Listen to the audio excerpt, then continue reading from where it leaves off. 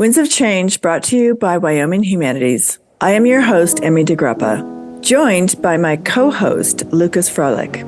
Listening to Winds of Change is an excellent way to get to know the people and places of Wyoming. You can find us on thinkwy.org. That is THINKWY for Wyoming.org. Sign up for our podcast newsletter and subscribe to our podcasts. We are exploring the heart of a community and asking you, our audience, what makes up the heart of a community. Learn about the mainstream movement and how it grew out of a recognition that a community is only as strong as its core. The Main Street program empowers communities to create revitalization programs for locally owned, locally driven prosperity. And we're also talking about the Smithsonian Sparks exhibit. Spark, Places of Innovation, will highlight innovation in rural America, and it explores how the unique combination of places, people, and circumstances sparks innovation, invention, and creativity in rural communities. Stay tuned to learn more about the locations around Wyoming that will host a Sparks exhibit. Thank you.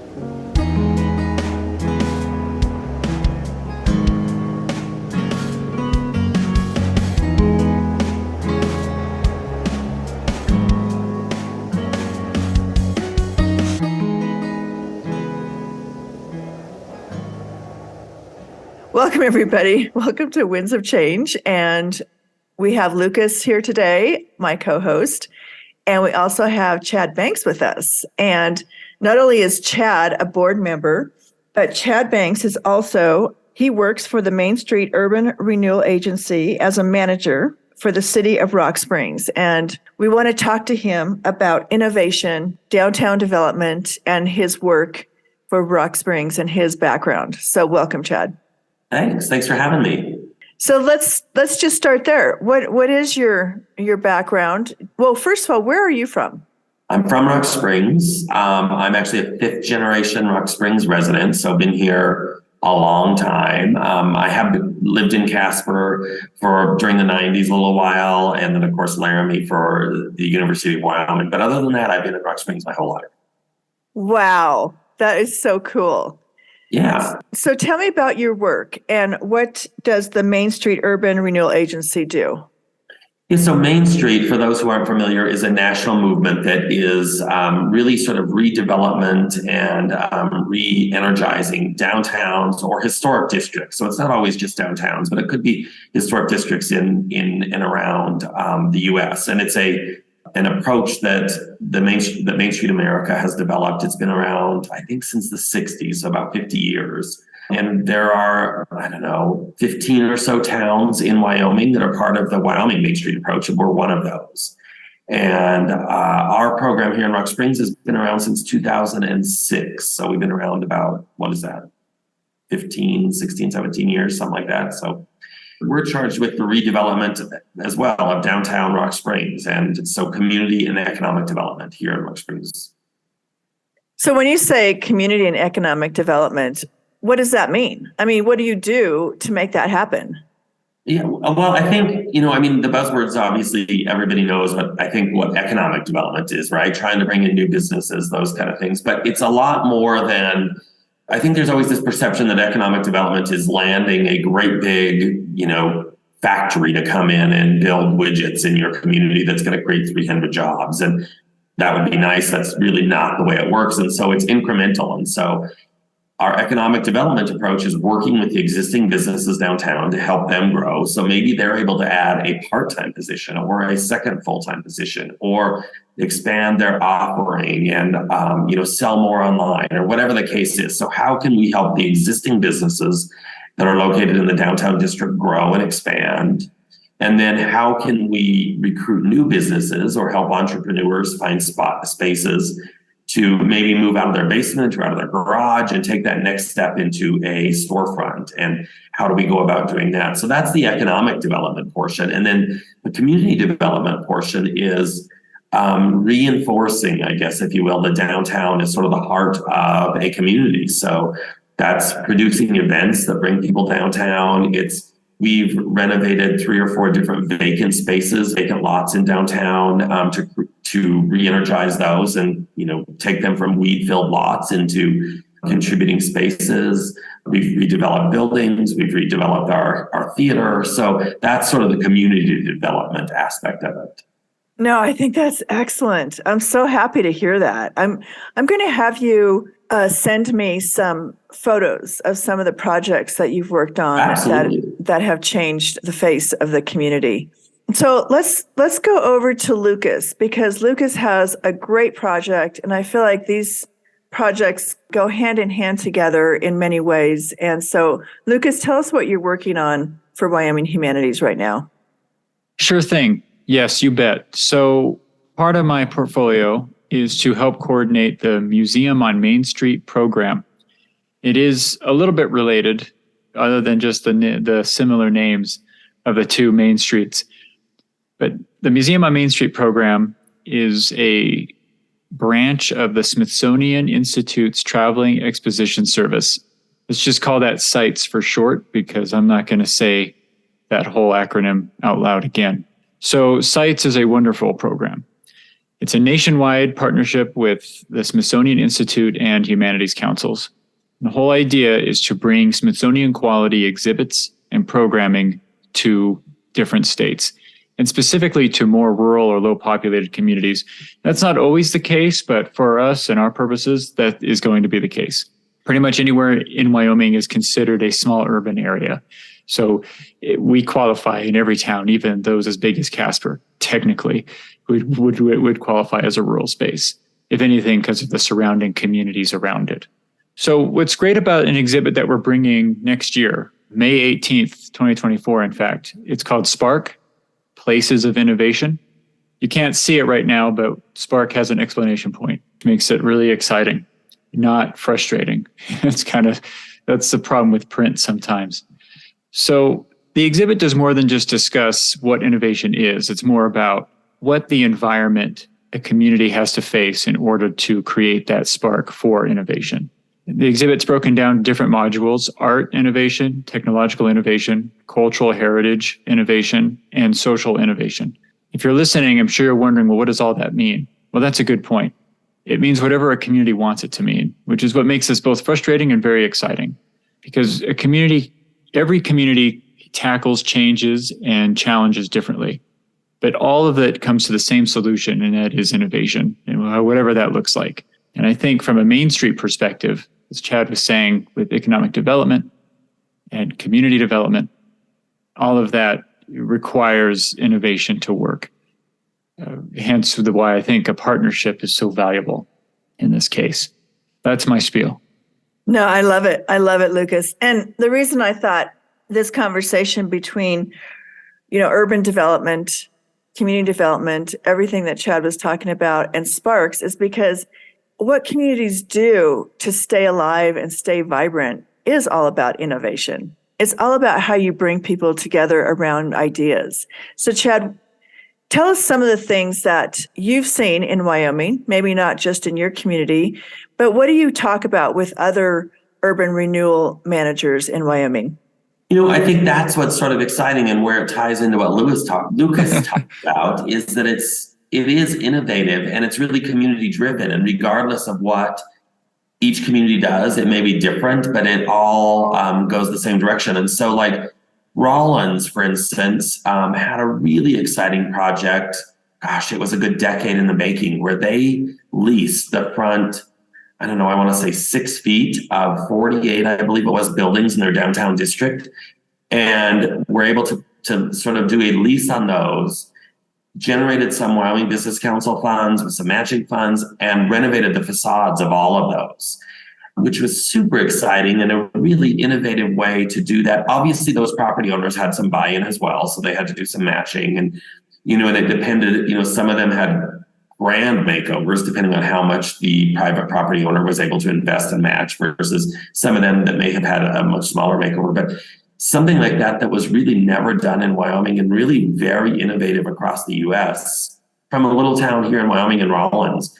Laramie did a great project of infill where they built. Infill is where, many downtowns where you maybe lost a building, maybe to a fire or just, it became too, dilapidated to renovate. So it's been torn down, and we all see that where there's an empty space. So Laramie did an infill project where they actually built a building in the middle of between two buildings, put their co-op grocery store in there. Was a really great project. And now they've added on their additional story. So I believe the third story now houses, I believe, 3 new studio apartments in downtown Laramie. Wow, that's great. Projects like that you may not think of, that take a lot of work, a lot of manpower, a lot of time, a lot of, innovative thinking about how you're going to find funding, how you're going to find leases, all of those kind of things. But, it takes innovative leaders in all of our communities to do that. And those are just 2 great examples from right here in Wyoming.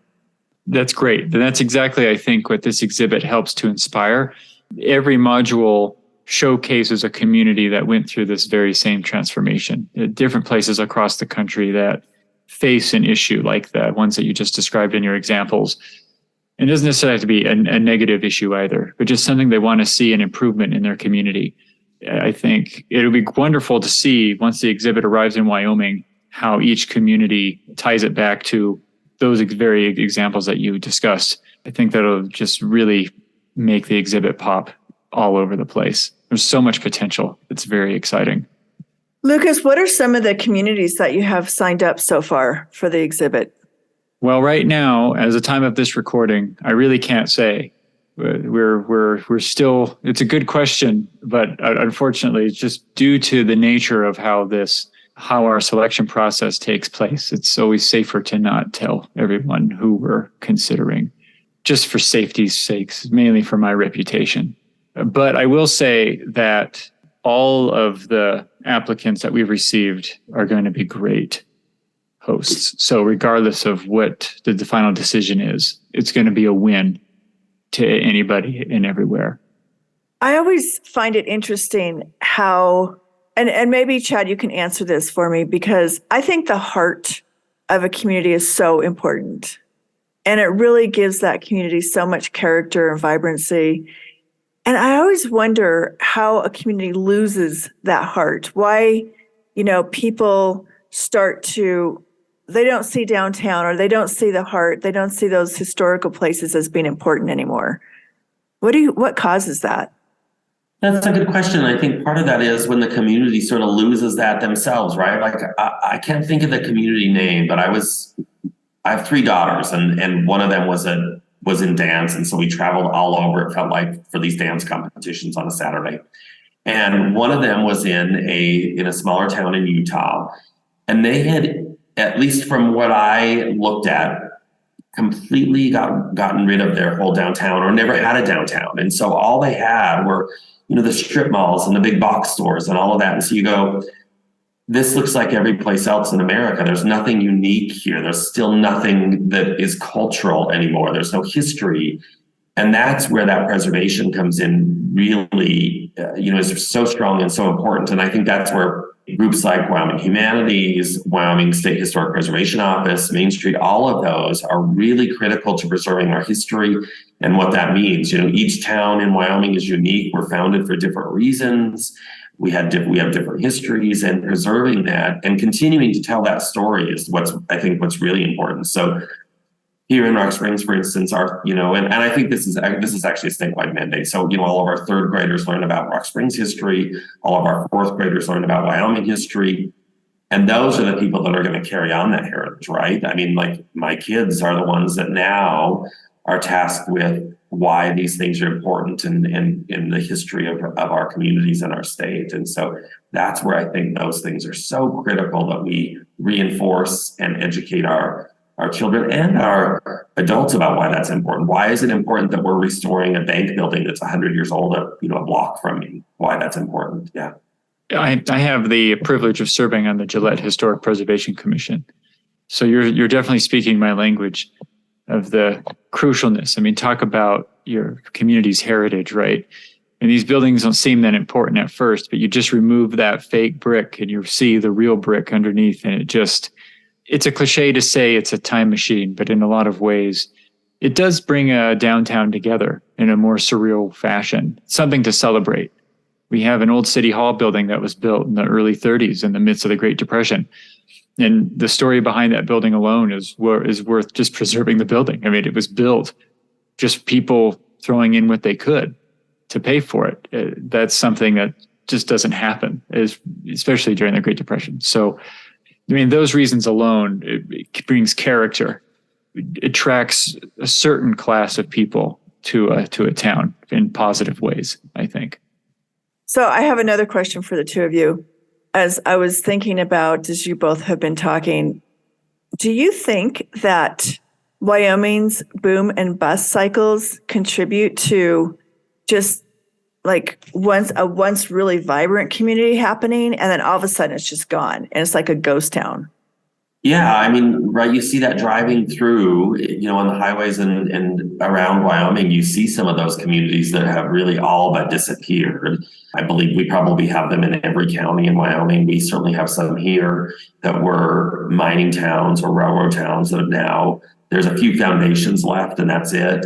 But certainly even our larger communities, Rock Springs has faced the boom and bust cycle and what that means and how that means our growth. When there's a boom and we're, expanding with subdivisions and new developments and new strip malls and sort of hollowing out other parts of town. And I think that happens also. And so that's where it's really important that we remember that downtowns and those cultural centers are still really key to what we hold here. And as Lucas mentioned, sort of that historic preservation, especially I think in Wyoming where our funds are more limited, we just don't build buildings like that anymore.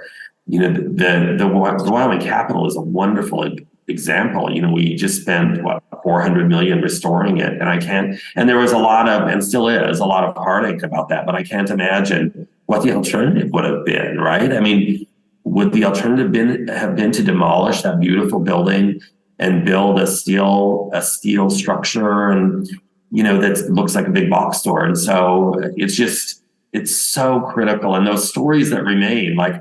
Again, thinking about the Wyoming Capitol, there's fossils in the tiles. If you look, one of the balustrades is upside down to make the building not perfect. Just all these little things that you don't find in big boxes, that you don't find in new construction, that are worthy of preserving and worthy of telling that story. Absolutely, absolutely. I would think a lot of these ghost towns and towns that are really having difficult economic times, that's exactly where innovation can take place. That's one of the many factors of the innumerable factors that contribute towards what inspires people to make changes for their community to survive. And I know there are several examples within the exhibit of communities facing that exact same situation, and they just turn their town around. They just refocus their industries. But the crucial part of all this is that everyone works together. They have public forums, there's disagreements, there's agreements, and everything in between those.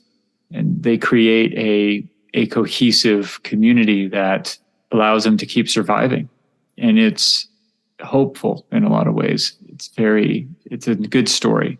Well, so many of those things have to be, I think, community driven, just like the exhibit. We talked about the Spark exhibit. It's not like Wyoming Humanities is coming in and saying, we're going to put this exhibit in your community for these 6 weeks or whatever, right? It's an application process and you go through all of that.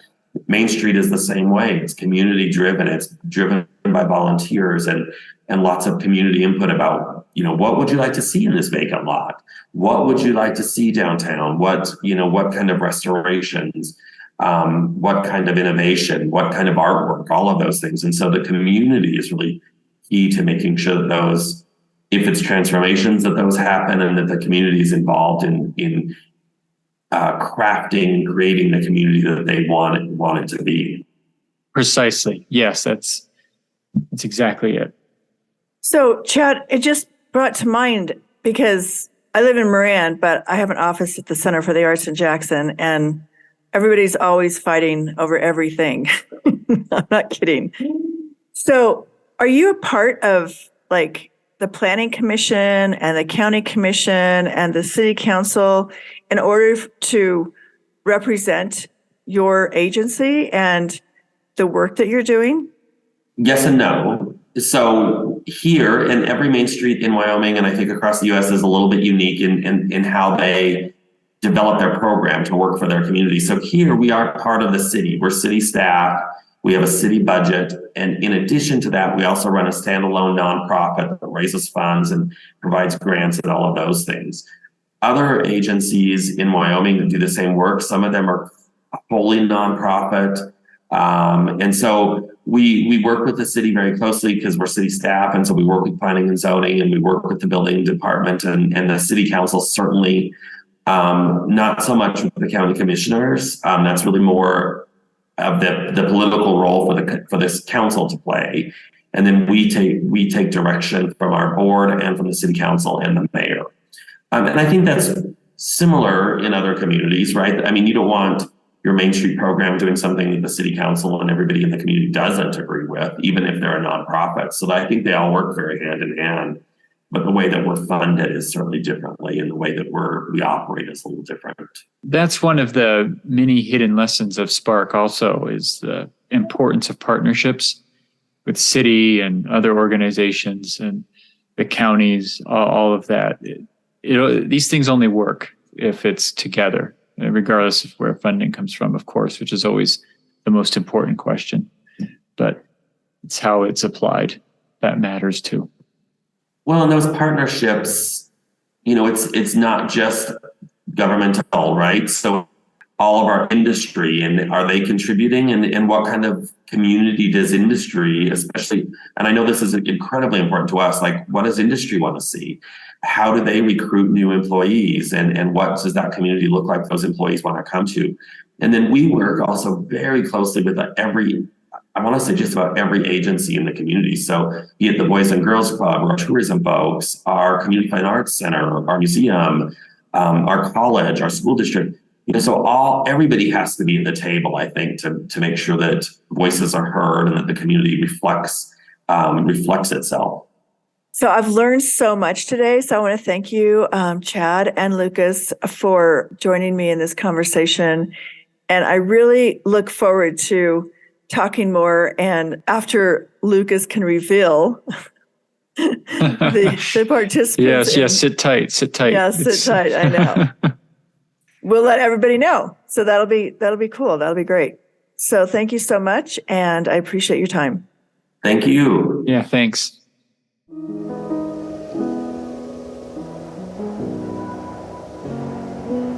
Thank you for listening. I'm executive producer, Emy DiGrappa. Winds of Change is brought to you by Wyoming Humanities, our co-hosts, and all the people who generously share their stories and their time. For more information, go to thinkwhy.org. Subscribe and never miss a show.